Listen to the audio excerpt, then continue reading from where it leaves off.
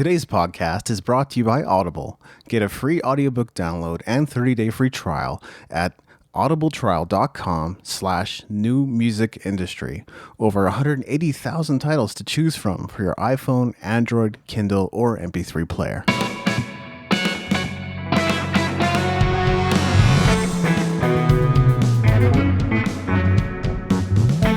You're listening to the New Music Industry with David Andrew Weeb.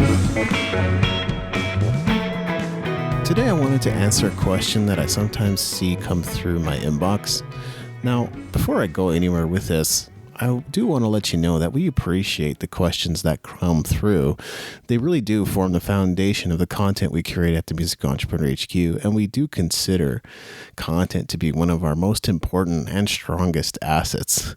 I would not have published 4 books if that were not the case. So keep sending those questions.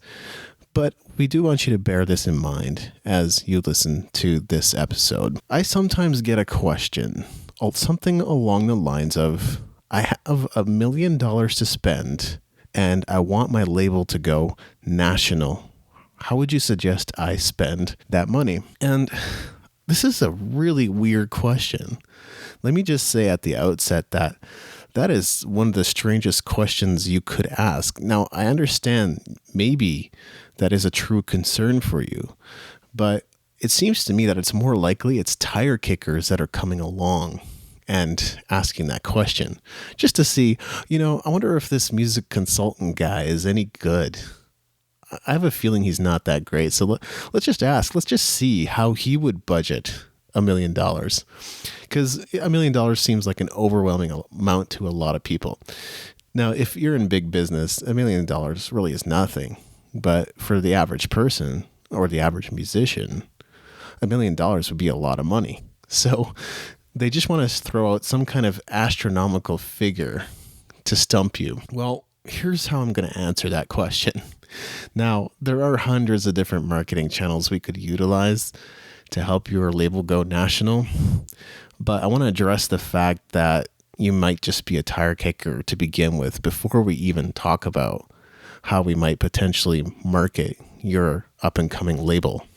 If you've got $1 million to spend, has it ever occurred to you that you might want to take a small piece of that budget and give it to a consultant or coach or mentor or somebody who might be able to help you with this process?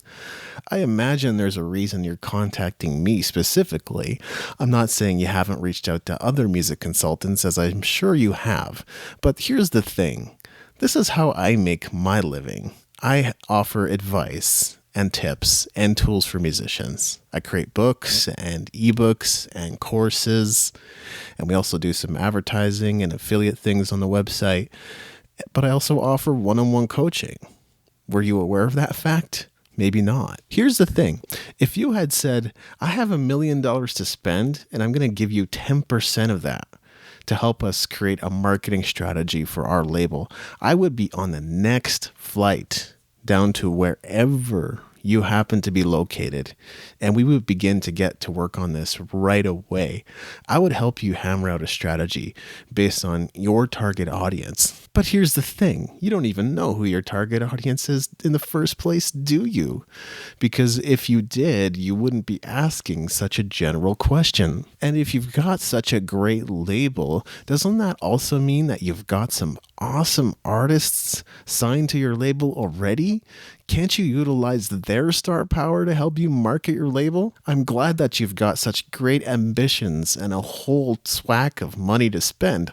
That is fantastic. You're going to need that money though, because it doesn't seem like you've taken inventory of any other assets that might help you create a proper strategic marketing strategy that's going to help you go national. So again, I appreciate the question, and I want you to keep sending those questions because they are what form the foundation of the content that we create for you at the Music Entrepreneur HQ to help you in the way that you need. But if you come to me asking for my advice, what I'm going to do is propose a possible roadmap for our collaboration for mutual benefit. Here's the thing, even if I give you really great free advice, and I believe I certainly have at times, if you don't take it, it's not worth anything. But if you paid me for the advice, an amount that would be a lot to you, you would probably take me much more seriously and would be more willing to act on it, because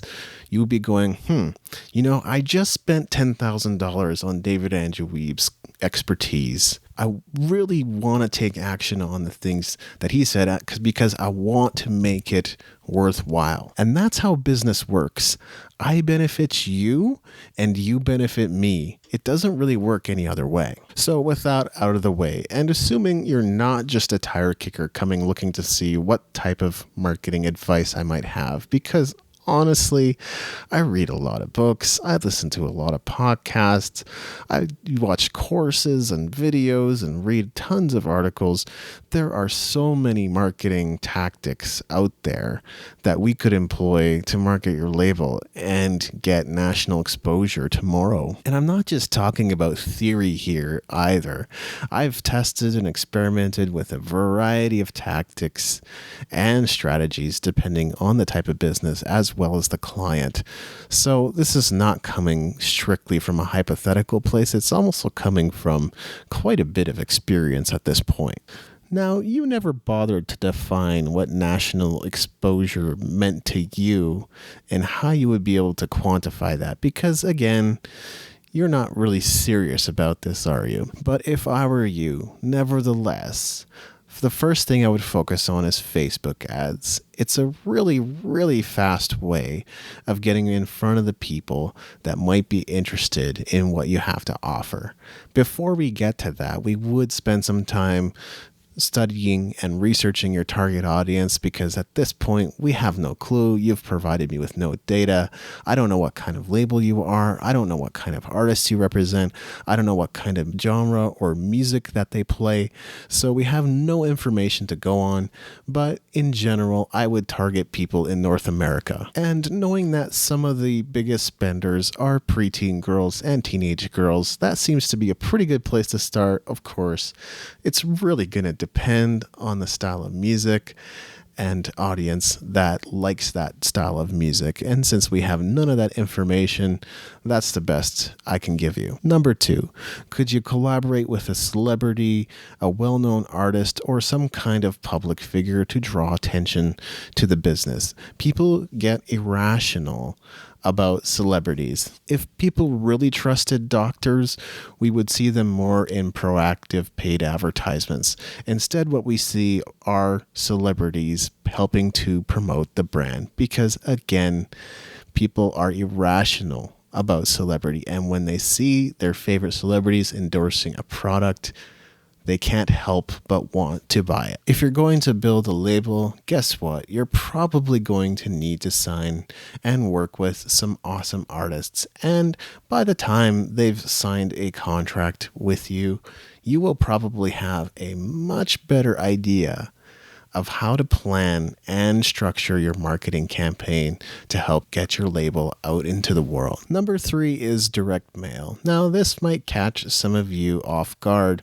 Why would you use direct mail, which people generally think of as junk mail that arrives in their mailbox and they just want to throw it away the moment it comes anyway? Well, if you had a direct mail piece that was a large envelope with the big bold letters, free music inside, and I could pull out a CD and I could pop it in my computer or CD player or other media device, have a listen to it, I'm going to get a sense of the kind of music that you're offering. And because you gave me something for free, I'm going to be more inclined to give you something back that's of value. I'm not saying your open rates are going to be through the roof, but they should be reasonably good, all things considered, because there's not a lot of direct mail pieces like that showing up in people's mailboxes anymore. Number 4, radio. As a record label, you're going to want to develop a relationship with the pre-existing industry. Radio still wields quite a bit of power, even with all the streaming platforms that have come along. And by the way, it might be worth developing some partnerships with streaming sites as well, don't you think? You're going to want to think like an entrepreneur here. Maybe you could go and record a single for one of your most prominent artists and help get radio airplay for that. And then ask the radio stations to share about your label every time they play that song. Maybe you could book yourself a radio tour and give interviews everywhere you go. And barring all other possibilities, and by all other possibilities, I don't mean the two I just mentioned. I'm sure you could come up with a few more.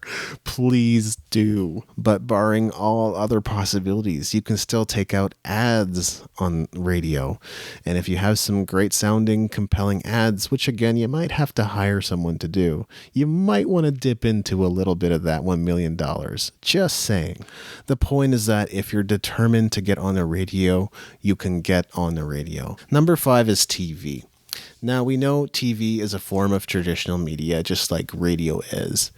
And some of the viewers have moved on over to streaming platforms like Netflix. But there's still nothing quite like it out there in terms of the instant exposure it can offer. And of course, you can use this tactic in conjunction with some of the other ones I already mentioned.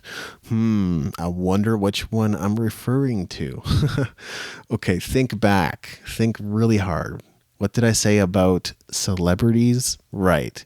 If you can get the help of celebrities or well-known people to work with you, you can have them go on TV to talk about your label and why it's so cool. And by the way, you better figure out what makes your label unique and different and so awesome fast, because by the time you've hired those celebrities, if they don't know, and if they're not clear on what your mission and purpose and vision and separating and differentiating factor is, good luck. Number 6 is podcast tours.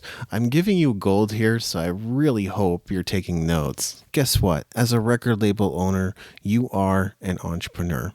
And as such, when you start something new, exciting, different, unique, authentic, it's fascinating to the world, and they want to find out more about what you're up to. Now, this is technically publicity work, so you may want to go and find yourself a skilled publicist to help you with this process and to help you identify podcasts you should be on.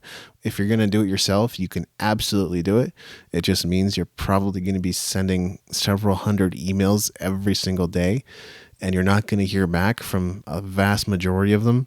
And some of them that you do hear back from are going to say no, but you're still going to get some yeses. So it's about running down those yeses. So that's what I'm going to offer you here. And all things considered, wouldn't you say that was a great answer to a question that wasn't terribly specific in the first place? There are a million other things you can do, whether it's setting up a blog, content marketing, social media, email, but you can fart around with that stuff for months and years before you build out your label.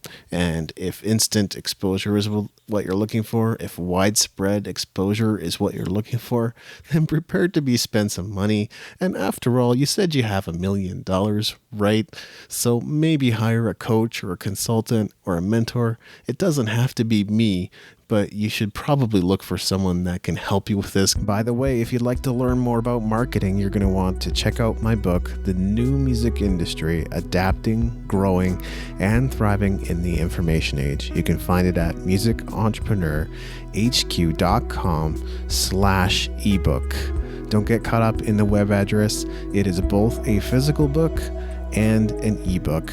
So go to musicentrepreneur.com/ebook to learn more about marketing, as well as developing a business mindset and how you can develop yourself personally so that your inner game is totally maxed out.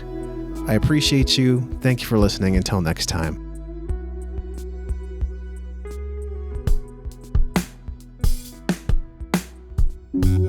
Thank you for listening. Music in this episode was brought to you by Brian Young.